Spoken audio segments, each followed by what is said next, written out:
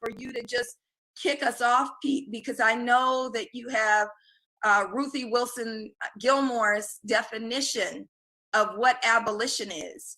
And so if you could just start with that, if we could start with what abolition means, we can have a conversation about police abolition, and then we'll move into this current moment, defunding the police. No doubt. First of all, thank you for having me on tonight. Richie, hey Juan, what's up, y'all? What's up, peoples? I think it's important to center the scholarship, right, and the brilliance of Dr. Ruthie Gilmore on this question of abolition. And these are her words, right? Abolition seeks to undo the way of thinking and doing things that sees prison and punishment as solutions for all kinds of social, economic, political, behavioral, and interpersonal problems, right? Abolition, though, is not simply decarceration, put everyone on the streets. It's reorganizing how we live our lives together in the world, right? And there's a whole lot there to pack, right? But that is the scholarship. That's the brilliant scholarship of Dr. Ruth Gilmore, right, of critical resistance fame, and Craig and other folks, right? That reminds us, much like when we think about revolution, people are thinking like, yo, revolution is the blood running in the gutters. No, it's the radical shifting of the minds, right? It's the radical shifting of the idea that we're powerless, right?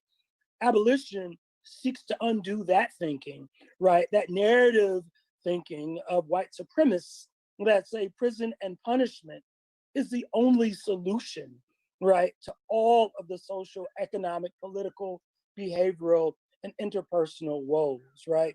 And when we get into defund, I think once we make the move, whenever we do, to sort of the defund conversation, we can then talk about how we're moving towards that radical shifting of resources first. So the radical shifting of our minds, but then the radical shifting of resources away from an institution rooted in slave catching, right?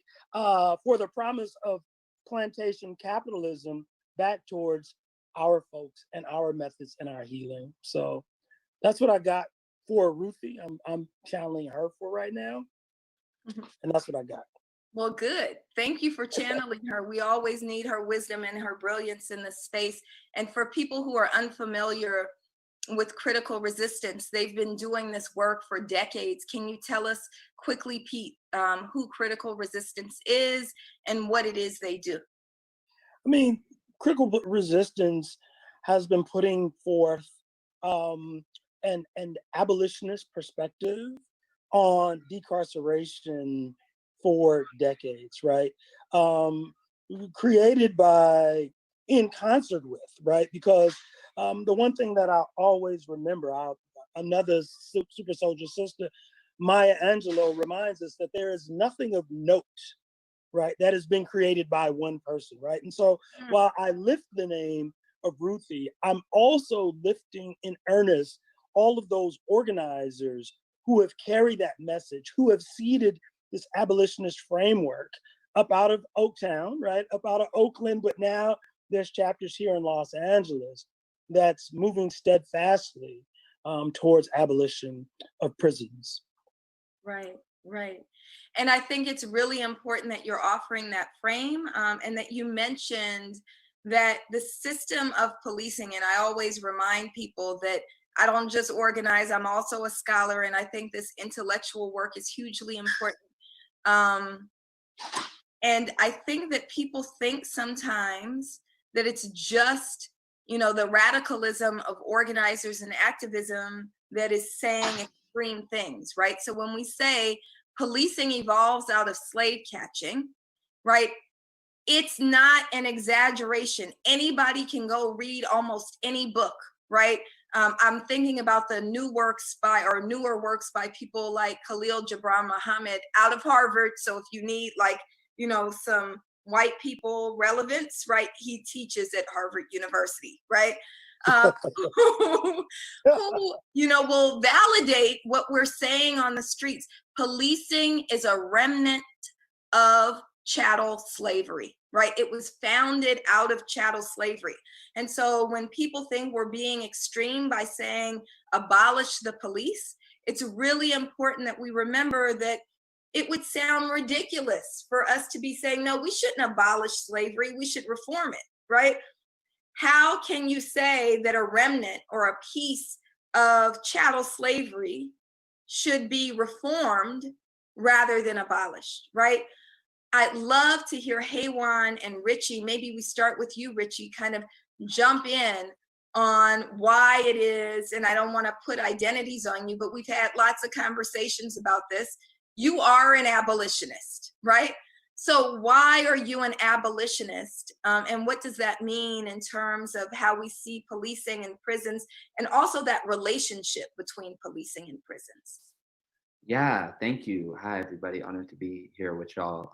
I absolutely am an abolitionist, 100%. I'd love to, I think a perfect place to jump in to this conversation is to pick up right where you left off, which is where the police came from. It might seem like a radical idea in these days for us to say abolish the police, but I think it's important to point out that the first 199,000 years of human history, there were no police and there were no prisons. And yet here we are. We made it. Our families made it. Our ancestors made it. We didn't need the police. We didn't need prisons. We made it here. Even in this country, in the United States, for the first 300 years of this country, if you start back from 1619, when folks first started pulling up, there were no police, right? Well, about 250 years, there were no police. There was not a need for police, or I should say, there was not the use of prisons as the primary way of getting justice. So there were prisons here and there. There were mostly religious institutions that Catholics went to when they had done something wrong, so they could be by themselves and be with God and come out changed. That was the idea behind them. But prisons weren't a function of government that everybody went to if they broke the law, and police weren't a function of government that went and took you to prison. What actually happened? Not saying, just so, because you know our viewers are going to say, so we want to go back to 1619. This is not saying, especially as Black people who know who we were in 1619, this is not saying we want to go back to 1619. This is not a MAGA speech, right? Not in the least. Right. No, not in the least. The point that I'm making is the moment that America decided it needed police and prisons as its primary way of quote unquote getting justice was the moment that we ended slavery or ended slavery.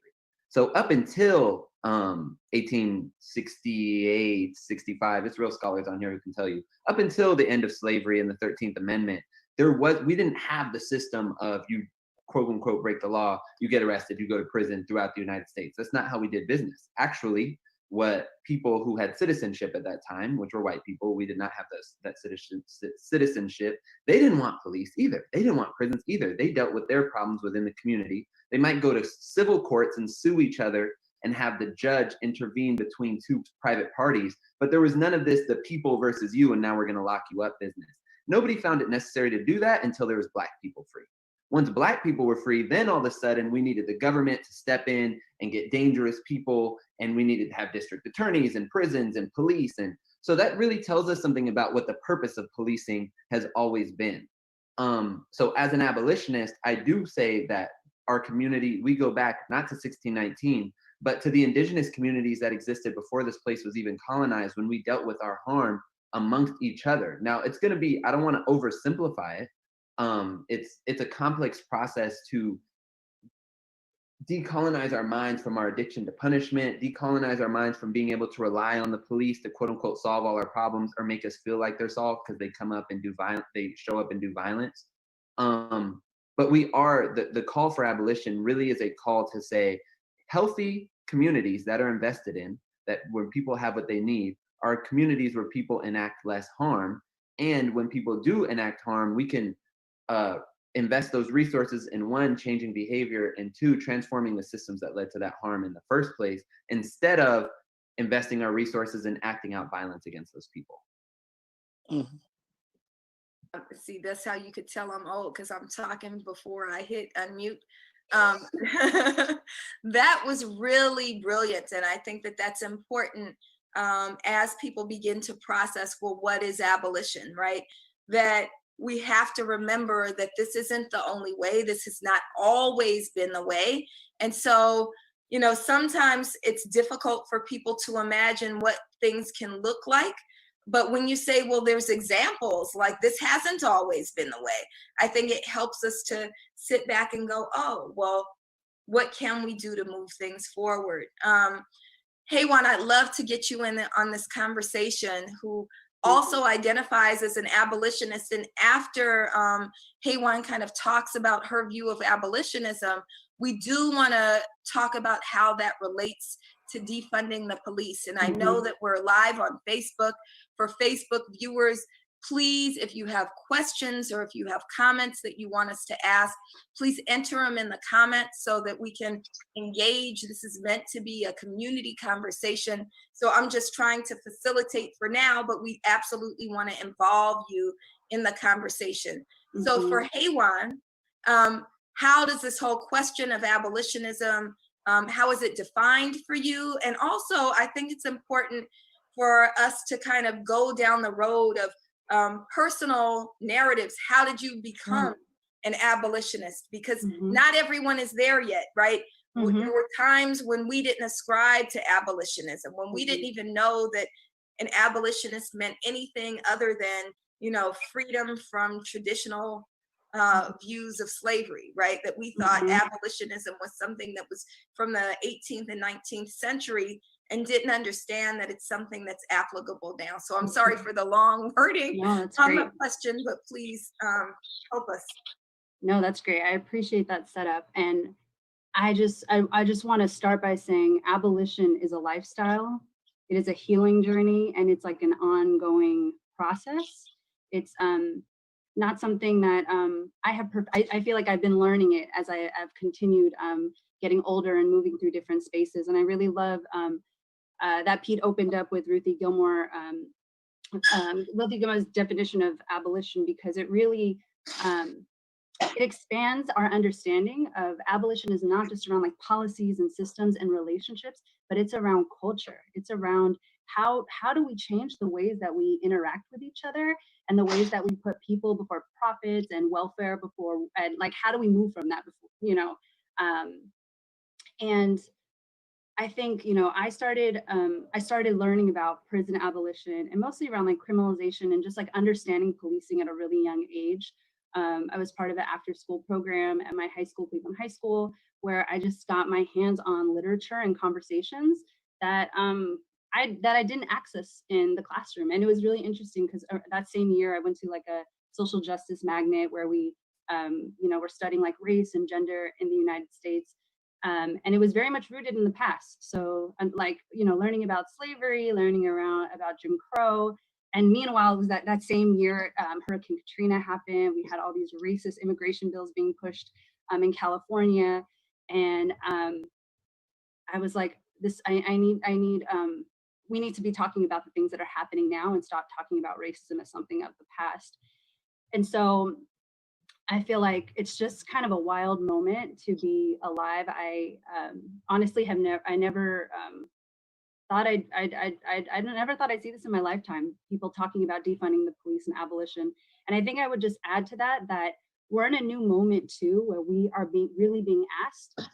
I think when I saw us taking down the police state, it was, I think I thought of it in the sense of violence, and we would have to take up arms, and just thinking about past movements of surveillance and locking up leaders. And our movement is just so strong right now that we're learning from our history and the things that have happened, and they're just not going to play us again. And so I think that, you know, I was telling Richard with me were having this conversation of like, wow, like all we have to do to abolish and defund the police is to completely legitimize them.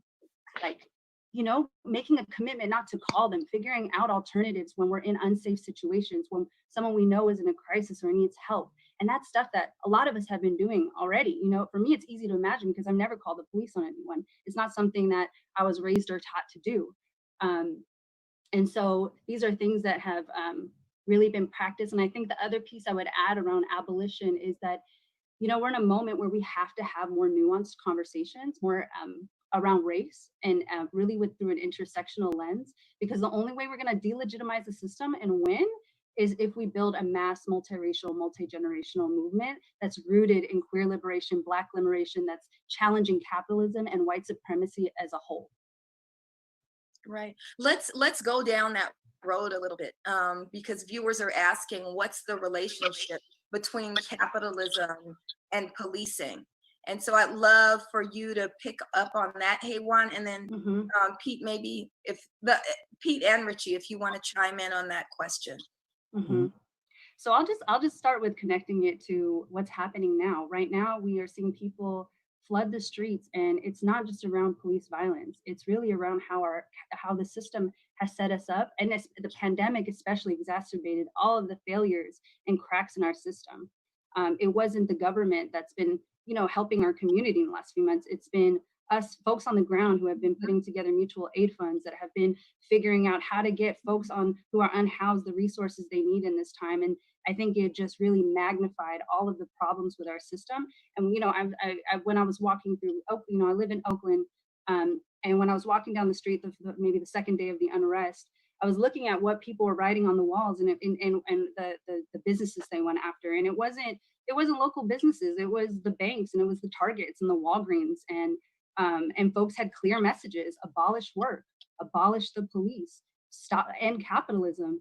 And so I think people are, and so if the community does not want the police, so they're clearly here for one reason, and that is to protect and uphold, corporations and white wealth, and this legacy you're talking about that comes from slavery and oppression of Black people and stolen land. And so I think we're in a moment where people are realizing and now we're seeing just extreme violence on all people, white people, elderly. And so we're in a moment where you can't really deny who the police are here to protect and serve. And that's really to uphold this system of white supremacy that's just rooted in the oppression of, so many people. I hadn't thought about what you said, Haywan, and I'm sorry, but you really are making me think about something, that this moment, because people are asking why this moment is different, right? I think that delegitimacy, right? The way in which people, and especially Black people, have relied on each other through the pandemic, and how that delegitimizes the state and capitalism. And then you have the murder of George Floyd, where you could almost see Derek Chauvin's, I don't know if that's how you pronounce his name, but you could see the history. He looked like a damn overseer, right? He looked like, you could see his ancestors in his face, right? And I think that combination of things, I hadn't thought about that before. I hadn't thought about that people have been awakened to the building of community through the pandemic, because you started hearing about mutual aid, right? People started practicing mutual aid before this spark that really kind of meant, lots of folks saying now defund the police and even abolish the police. So I didn't want to belabor it before Pete jumps in, but I just think that really, I didn't think about it in those terms. So thank you for that. Oh man, I know we've only been at it a few minutes, but I'm just like, I love it. I love it. I love it.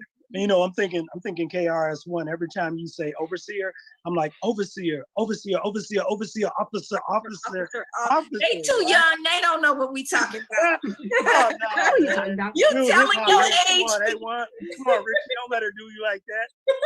So look. Richie's the MC, he might know. Yeah. So, but you know what? I'm thinking a couple of things, just in terms of that, the question around the relationship between capitalism and policing, right? The function of police was to protect property, right? But who was that property that they were protecting? Us. We were the property, right? And so from the get-go, the relationship between policing and capitalism was locked down and locked in together. And then even after the 13th Amendment, when we think about the 13th Amendment, that was really about, okay, so how do we continue to have free and cheap labor, right? Well, then we'll just lock them up. And so there will always be a thread of policing and capital, a through line, I should say, that runs. The other thing, though, and this is something you said earlier. I think we have to remember that policing, and when we talk about it, it wasn't an aberration. It's a continuation of history, right? And so we think about slave catching, but then we think about the enforcement of the Black codes, the enforcement of Jim Crow, right? The enforcement of sundown laws, right? And then we push forward and we think about the ways now that the police serve that same function. So when we think about capitalism and you think about gentrification, you cannot talk about gentrification without finding surveillance, without finding community policing, right? Community policing is nothing more than counterinsurgency tactics, right? And so if it was community policing in Kabul, it would be counterinsurgency, right? It would be that program. I would also say, even now, when we're thinking about locally the $150 million, right? Now, funny story, it wasn't the mayor who came out with the $150 million give back. It was Herb Weston, right? It was Herb Weston who was like, because he tried to erase, he is trying to that's erase right. that Herb announced it in the morning and then he just echoed it that evening. That's right, right? So Herb Weston announces it. He's like 100 or 150. Tell people who Herb Weston is, because not everybody will know. Yeah, so Herb Weston, local council member, he is our council president emeritus. Been doing some real good things as of late, like around housing, really coming out. When I say as of late, not like just right now, but over the last few years, just taking bold strides in housing, housing stability, bringing new types of design in, like good stuff, right?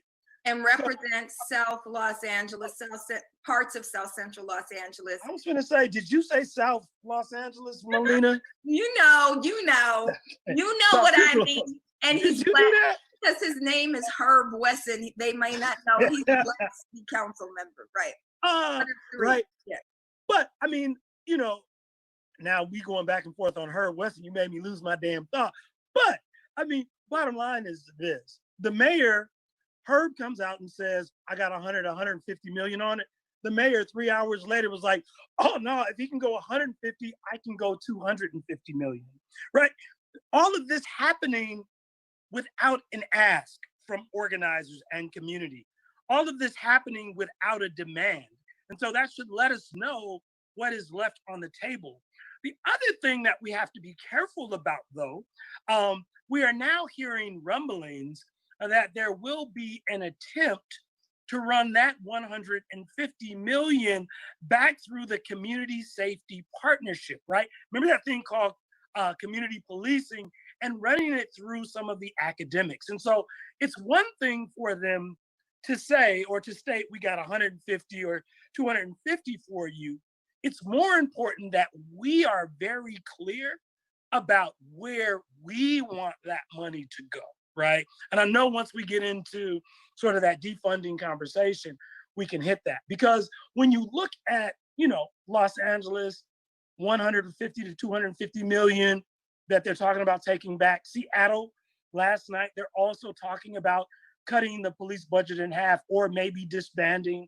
We know we have Minneapolis that's also talking about disbanding, but we can't sit back.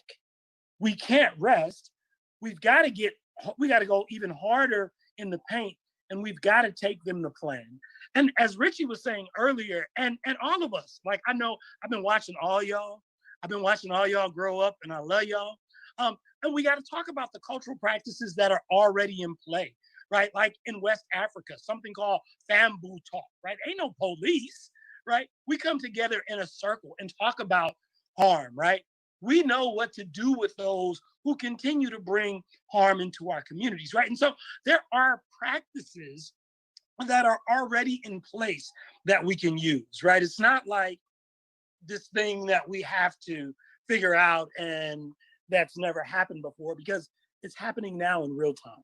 So I think that's a really important point, and I'm going to have Richie weigh in on the relationship between policing and capitalism. But I just want to highlight a piece that you're speaking of, that when we say police abolition, that does not mean the abolition of community safety, right? That That's we right. do believe in community safety, right? We believe in practices that keep our community safe. But for Black folks, policing has never equated to community safety. It's equated to community trauma and community That's harm. right. So That's right. how do we radically reimagine community safety in a world without policing in its current form, right? And Yep. so that's, I think, a really important point, because people who haven't been engaged in this police abolition conversation sometimes go, but then what do we do?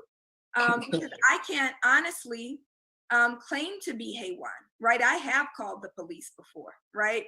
And I think a lot of women who've experienced domestic violence have felt like we've had to call the police. And so, you know, I wouldn't do it now, but then what choice did I have, right? And so I think as we talk about abolition, it's really important to also remember that abolition doesn't just mean tearing something down. It also means building alternatives. And so Richie, as you get the last comment on the relationship between policing and capitalism, I'd love, because I know that you've been a strong advocate about the building piece, right? Not just the tear down piece, but the building piece. If you could incorporate that into your response. Yeah, I'll be quick on the police and capitalism because I feel like everybody was so thorough. But I mean, the relationship between police and capitalism is as simple as this. A couple weeks ago, we had people breaking into stores and taking things, and the police responded by then attacking people. And that's pretty much what it comes down to, of what is more important. If you're willing to hit me in the face, potentially kill somebody on a high-speed chase because a thing was taken without being paid for, we know if you're for public safety or if you are for profit safety. And that's all I'll say about that.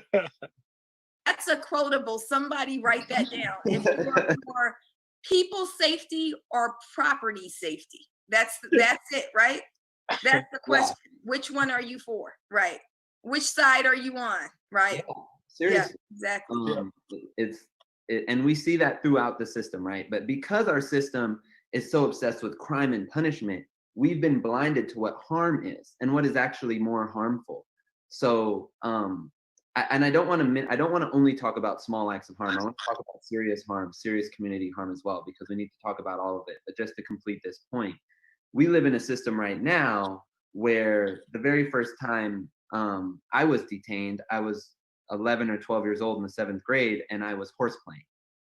The next time it happened, it's because I left school early to get a haircut. The next time it happened because I was quote unquote vandalizing. So you're kidnapping a child, tying them up, holding them against their will because they left and got a haircut, or because they were selling drugs, or because you heard that they were going to have a fight. So it's like, wait, what is more harmful? If anybody else came into your house who didn't have a badge on and came and kidnapped you and tied you up, and you said, what are you doing? And they said, well, you were selling drugs, so I'm kidnapping you now, and I'm going to hold you at gunpoint for as many years as some random politician or judge thinks is necessary. We wouldn't go for that. So I think it's an important piece as we decolonize our minds and delegitimize this system that's actually creating more harm than they actually quote unquote solve. But going into this piece about building up, thank you so much for that question, Melina, because it's so key. When people say things like, what are we gonna do when, you know, there's serious violence happening in our communities? I just want those folks who are not yet in our movement, but hopefully will be, to understand that we see that and we recognize that and we know that's valid. I didn't go to prison because I was selling drugs. I didn't go to prison because I was ditching school. I went to prison because I was robbing stores with a gun. It was a very dangerous situation. My behavior had to be interrupted. Abolition doesn't mean that we just let that behavior go and it's just a wild, wild west and nobody cares. Abolition means we seek to transform the behavior and the system of oppression that led to that behavior, instead of just acting out violence on it. Because when I robbed those stores, here's what didn't happen. The stores didn't get their money back. The people who are in the stores, they didn't get any kind of counseling or therapy to heal from the trauma. They very well may be traumatized to this day.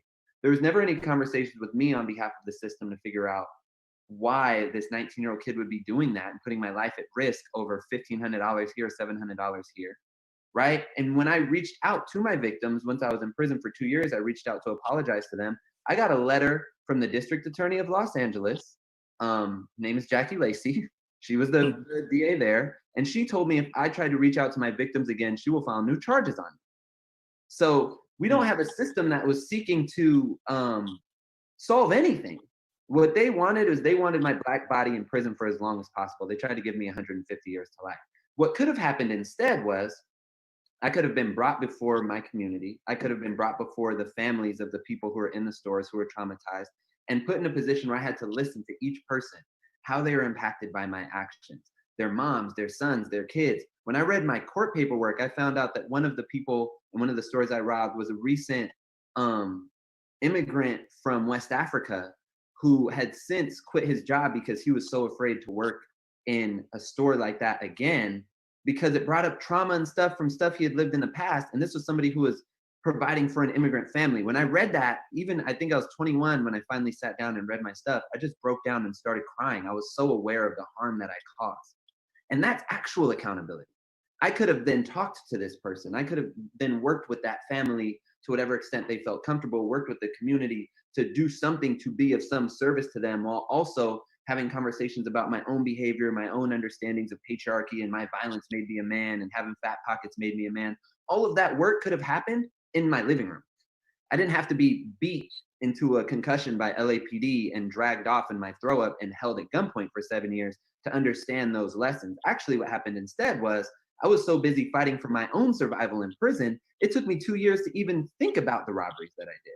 So that's not accountability at all. And the last point that I'll make when we're talking about what we need to build up, because there's so much. One, I want to name, especially for folks who are making a lot of donations now, like they're with the movement and they want to donate. Yes, donate to Movement for Black Lives, donate to Black Lives Matter LA, who are defunding the police, but also donate to these organizations that do bring us real safety. Donate to the survivor networks who are literally working in the shadows to survive, to rescue people who are in human trafficking, right? Donate to the LA Cans of the world who are literally building the power of unhoused people so that they can get justice and they can have safety and they can have resources.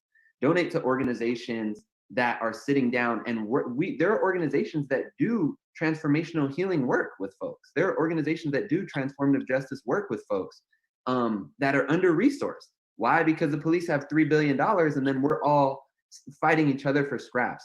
So when we see, many of us grew up in communities where there was gun violence. We grew up in communities where there was sexual violence, in homes where there is domestic violence. And we've been told the police are there to keep us safe and bring accountability, but that's not actually true. If we were given the resources we need, there's organizations that already exist. There are people who already exist who have social work degrees, who have the training to go in and intervene non-violently and stop that violence from happening. And I'll give you just one example. When I was in prison, I started a program called Success Stories where we were talking about toxic masculinity as a way of seeing ourselves. And we always knew, we were working with 18 to 35-year-olds in prison yards. Most of them are active, most of them are active gang members, involved in drug deals, all the things. We always knew when violence was gonna take place, and oftentimes we were able to interrupt it and stop it from happening. Why? Because we were not there to do violence. We weren't gonna kidnap somebody and send them to the hole at the end of the day, the way the police were. So actually by being unarmed, by not having a power dynamic, by not having the threat of the same threat that a police officer would have, we were more trusted to come and stop real violence from happening. And that same model is being used in communities all around the country. It's being used in Richmond, in Oakland, in Brooklyn. They have models where they have people from the community who are going and interrupting violence, Chicago. And these folks aren't riding around with guns and bulletproof vests. They're riding around with love and respect from their community. And they're able to actually sit people down and solve problems. And imagine if those people had $3 billion budgets instead of the police. Right. And that's some of the work that a brother of ours, Pete White, and I get down with Akilah Sherrills. That's some of the work that's happening in Newark, New Jersey under Mayor Raz Baraka, where he's moving some of the money from Newark Police Department to community care teams that do exactly what it is you're talking about. There's questions coming in. And one of the things that we talked about in these pre-conversations is as we talk about defunding the police, and I'd love for us to get a narrative around, because defunding the police can go all the way to police abolition, but it doesn't have to start there, right? Some calls to defund the police are less than that, right? There's a continuum of what it means to defund the police. a pre-conversation that I had, I think it was just me and Haywan having these conversations, was, are there spaces though for complete abolition? So defunding the police could be cutting Seattle, Pete raised this, cutting Seattle's police department in half, right? But are there places right here, right now, where we can imagine complete police abolition, and we think that most people will be with us? One of the questions that's being raised by viewers is, what about our schools? Our schools, how ripe is it for us to bring schools on and say schools are a place where we can abolish the police?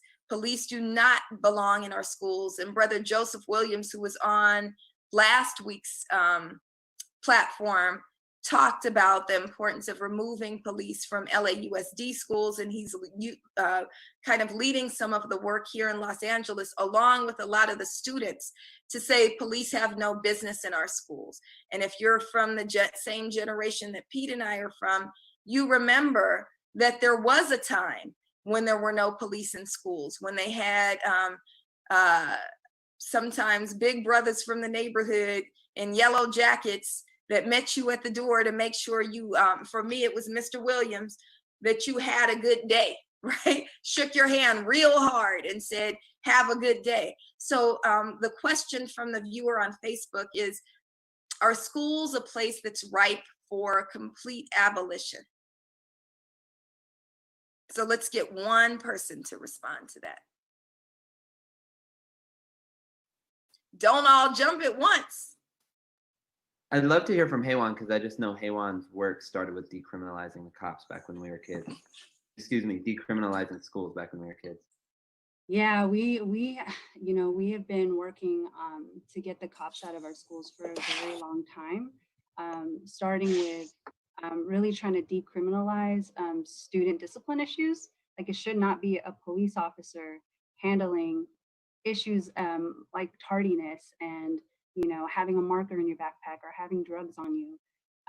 There are police are not trained to actually address those situations in a way that actually promote safety and accountability. When I was as a young person, a lot of my friends and folks that when I was organizing, also a lot of young people, their first interaction with the system was the police, was at school, which is like wild, right? Like, nobody should have interaction with police, especially children. And I remember when it was not super trendy to talk about getting rid of the police in schools. It was actually pretty risky because of all the repercussions that come with challenging police in this police state that we live in. And especially when we look at how funds are spent, how underfunded our schools are in terms of programs, resources, services, mental health supports, all the things that young people need to thrive and learn. We don't have them in our schools. And so again, with this pandemic, all of the under-resourcing and all of the, just where our energy has been invested is being amplified. And so shout out to Black Organizing Project, shout out to YJC, shout out to all the folks that have been doing this work for over a decade when it was hella risky. And where we're at in this moment is the fruits, and Community Rights Campaign, this is the fruits of our labor and our work, and we had the vision, we saw it, and we're here, and people are getting it now. Right.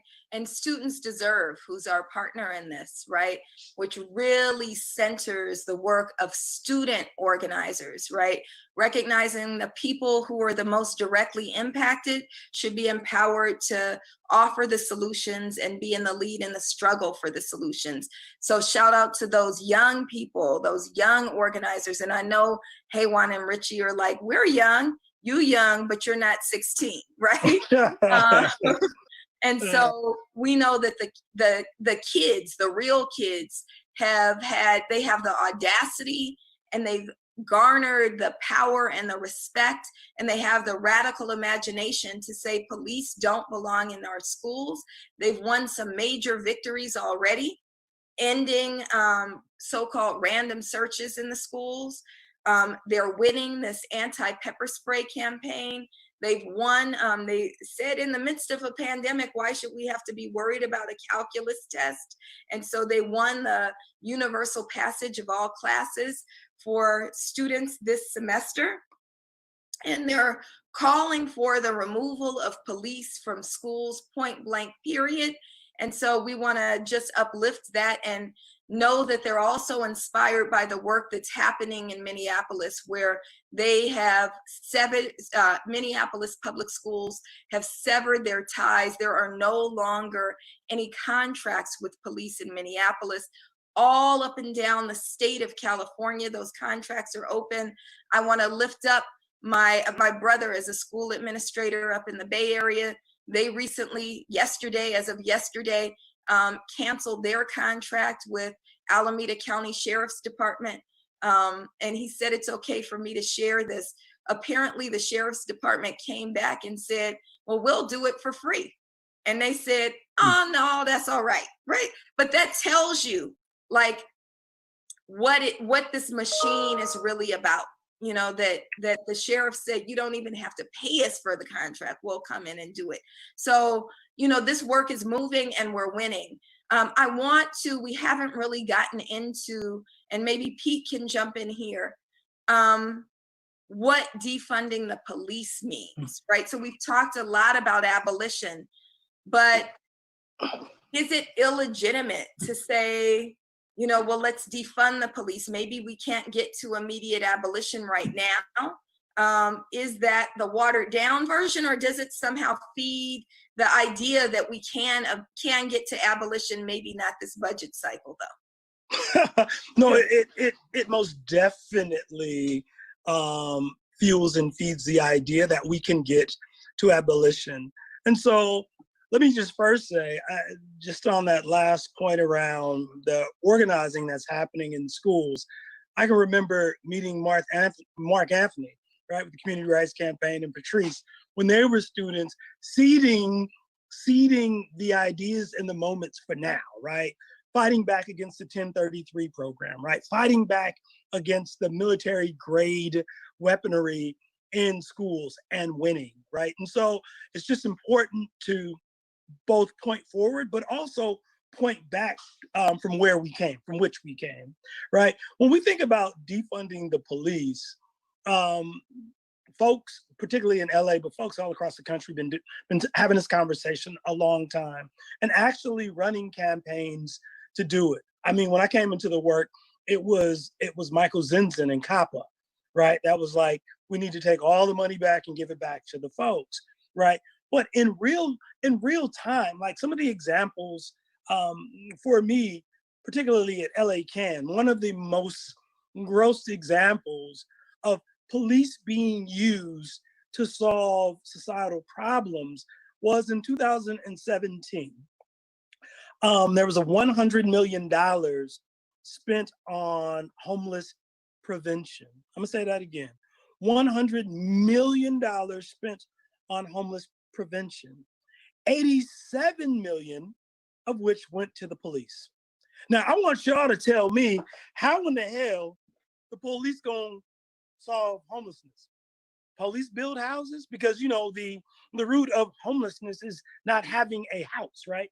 Does the police provide services? So what is it that they are doing that justifies $87 million of $100 million earmarked for houselessness? I have the answer for you, not a goddamn thing, right? The other thing that we see cycle after cycle after cycle, right? The things that actually make us sell: housing, healthcare, jobs, right?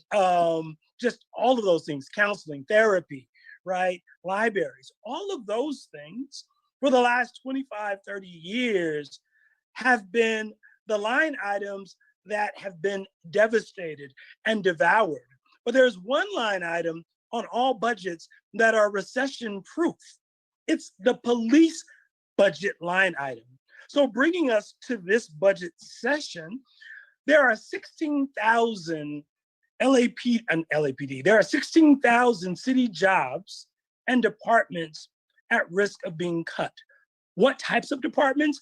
The Department of Aging, right? These are the Meals on Wheels programs, the Department of Transportation, the Economic Development Department, right? This is the department that post-COVID is supposed to create job programs and then go out and find resources to give to communities that have been suffering from organized abandonment forever. The housing department, right? All being cut. But on the other side of those cuts, you have the police department with a 4.8% raise. Now, I want y'all to hear this next part really, really good. But in addition to the 4.8% raise, they are getting bonuses, right? They are getting bonuses because the Police Protective League says, because we argue if crime is going down, we should be removing the budgets of the police. The Police Protective League goes back to the mayor and says, our officers deserve a bonus because their role isn't the traditional crime fighting roles. I want y'all to hear me. They say now because they play the role of drug counselor, therapist, social worker, and EMT for the next 3 years. If you have a bachelor's degree, you will get $290 extra per pay period and $190 extra if you have an associate's. And so what we're hearing at the same time that they're cutting all of those things that actually could make us safe, they are rewarding the police, right, with additional resources. And so when we say defund the police, we are very clear, cut all the resources out of all community policing. Like anything that they're doing, all that counseling, all that, remove all that dollar. All the overtime, remove all the overtime dollars right now, right? If crime is going down as it has been going down for 15 years, it is time to cut the damn staff in half, right? And a list goes on and on. So when we talk about defunding the police, we have some very clear places that we know can be cut right now as we work towards this ultimate abolition of the police. So that's great, right? Police are complaining that they're doing too much. We say, so stop doing it, right? You don't have any business or expertise. You are not a trained therapist. You are not a social worker. You are not even an EMT worker, right? You're not trained to be, to do that work. So give it to the people who are. That's what we need. There's something else, and I didn't realize how short on time we're getting. People are asking for book recommendations. I love giving a reading list. So let's start though with your reading list and then I'll fill in. So what would you have people read, Richie? You're muted, so I'm not that old. Yeah, when you said you did it because you're old, I was like, then I must be old because I did all the time. I think a great place to start is Patrice's article in the Harvard Law Review about abolition. It's concise, it's not a whole book, but it's thorough. Hey, Juan. You know, something that really, there was an organization called Generation 5. I think they are now under Bay Area Transformative Justice Collective, but they had, and it literally changed my life as a sexual abuse survivor, around how do you talk about transformative justice and child sexual abuse, which is something it's kind of, you know, it's a touchy subject. And for me, it really was the entry point to my healing. So it's free online. I'll send it in the chat. Pete. Yeah, I think something right now that I'm reading, Policing the Planet, we're in the book, but it's really a book put out by Christina Heatherton, Dr. Christina Heatherton and Jordan Camp, that's really rooted in the struggles toward abolition of police over the last 10, 15 years. And so it really lifts the stories of what folks like us on this Facebook Live have been doing, right? And it's important because it both exports the victories, but even more importantly, it exports when we fell short, right? And it tells those stories so we don't continue to repeat some of the same madness over and over again. Right, and I absolutely recommend Prisons Obsolete by Angela Davis, which talks about abolitionism. It'll give you, you know, a really good, good kind of grounding in abolitionism. And then Khalil Gibran Muhammad, The Condemnation of Blackness, is a phenomenal book to read. I'd love for folks to pick those up. And I have a lot more, but I won't give a whole list right now. You asked us a question, but you wrote down a list. That ain't fair. You know I like to read. You ain't fair. I got it too. Yeah, I think about the books. Yeah, keep asking me for book recommendations. I can go on. Melina, can I add one thing around defunding the police? Yes, please. I think another key, just something really important to name in this particular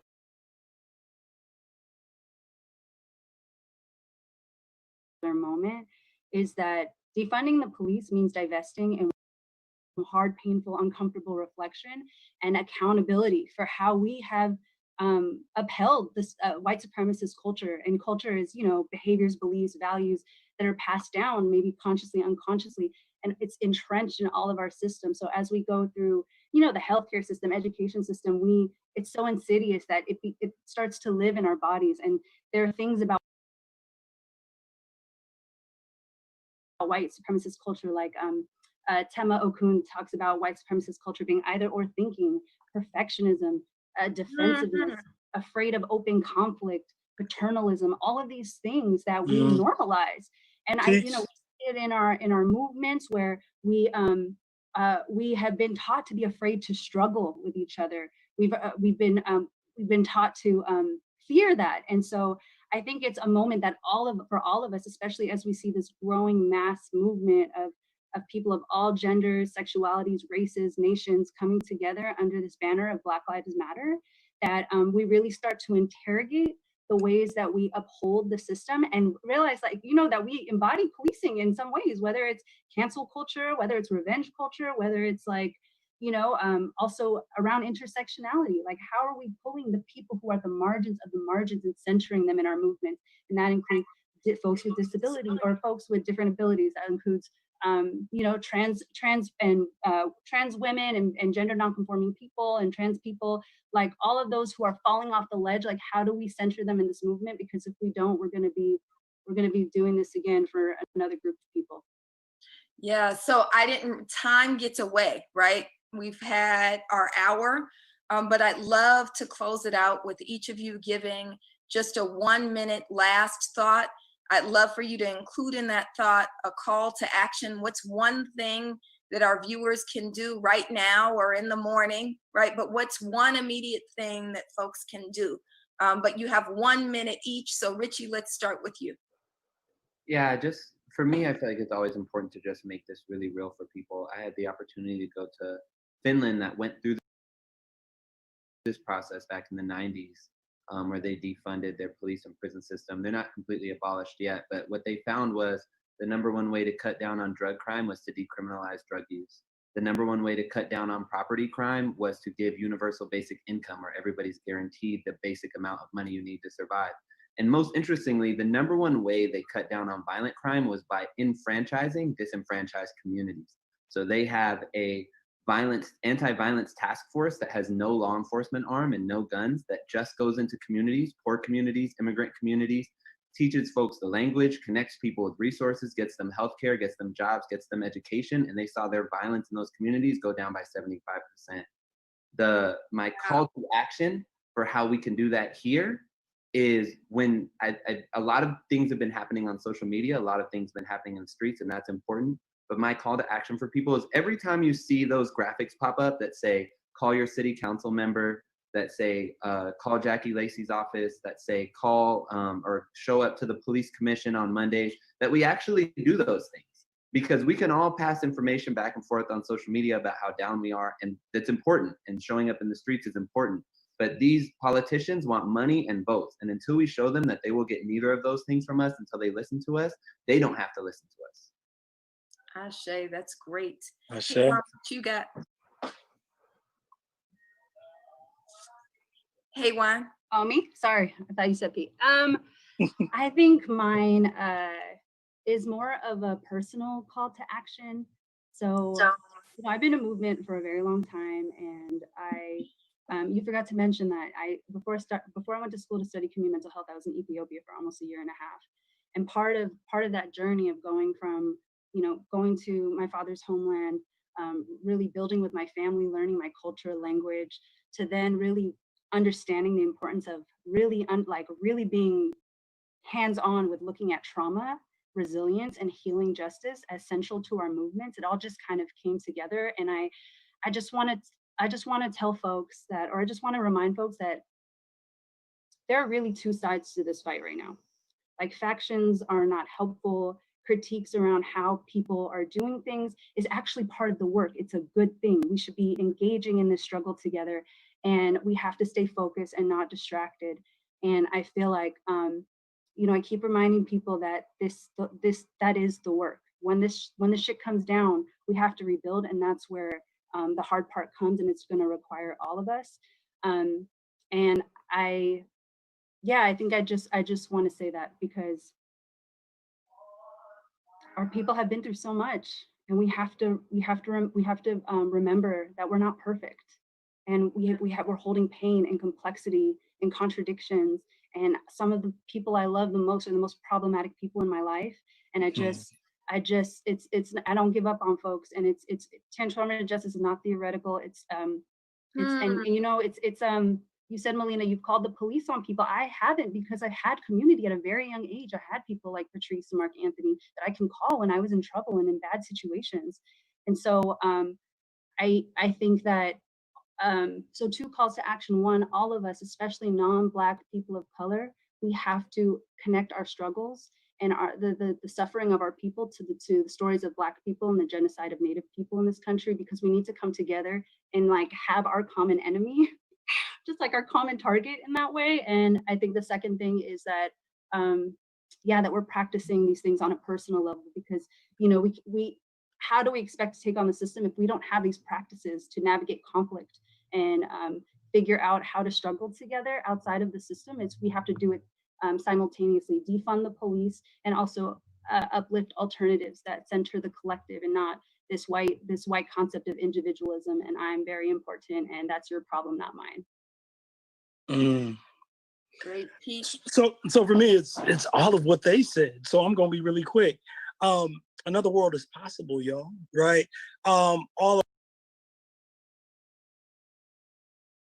around us. I was reading the news today, and I'm looking at UCLA. They're talking about divesting from LAPD, and USC, the same thing, from Seattle to Minneapolis, right? At the federal level, everyone's clamoring around this idea to defund the police. And so another world is truly possible, but we can't give up. We can't get relaxed. We can't allow them to throw us scraps on the table that are meant to appease us and that are meant to drive our allies. When I talk about allies, they're either allies or all lies, right? But meant to drive our allies back into their slumber, right? My call to action is getting out in these streets, right? My call to action is getting rid of problematic prosecutors, all skin folk and kinfolk, right? My so call to action. Jackie Lacey must go. Is that what you're saying? Hey, this is exactly what I'm saying with my 501c3 status. The other thing that I'm saying is I don't have a 501c3. Yeah, I can say it. I can say it.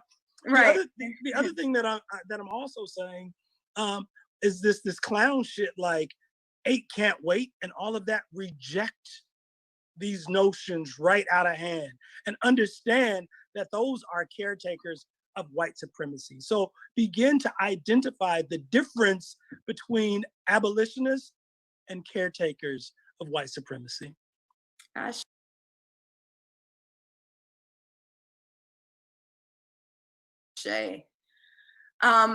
just want to lift up. Yep, that's a mic drop, kind of, to close us out. I just want to uplift that this is not a drill. We're here every Thursday night at 7 o'clock. Please tune in. If you were joining when Black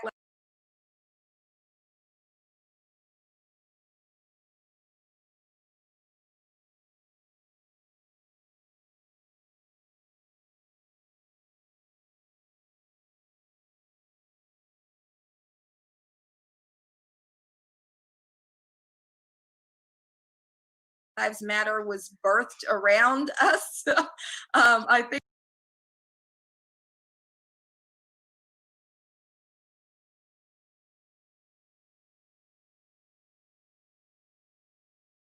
individual. So find an organization that you get down with, find people that you like, and link up. If you're scared of the word join, just test the waters, because we're not going to be able to engage in one people movements, right? One people movements don't work. And in fact, when they glorify one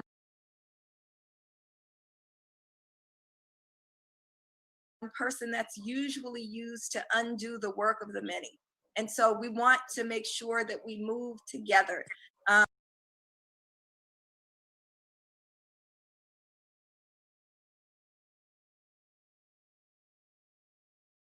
Having our Black Lives Matter general meeting, we've been able to move tens of thousands, hundreds of thousands of people into the streets over the last week, 100,000 folks on Sunday, tens of thousands of folks before that, 5,000 or so folks yesterday. The in the streets work is what my brother Kendrick Sampson calls the red carpet moments, right? But the work is about more than the red carpet moments. It's not just the turn up, it's the organizing work, it's the political education work, it's the willingness to do the work, to make sure we got bullhorns, right? To make sure we got water when we out in these hot ass streets. So we need you to be present for all of these things. If you want to know how to plug in or what's coming up, please go to blmla.org. blmla.org. We want to thank Brother Philip, Megan for doing the back end support, for helping us with the tech. And I know we went a little over, but join us again next week on This Is Not a Drill. Thank you so much, Haywan, Richie, and give people your handles so if they want to follow you. Okay. Thank y'all. I appreciate y'all so much. What's I your, love y'all what's your back. Pete. What's your handle? Hey, why? You're back? When Melina was like back in LA, I was like, I've been seeing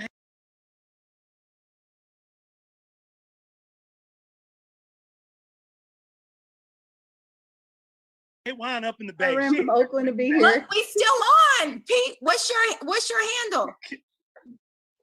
My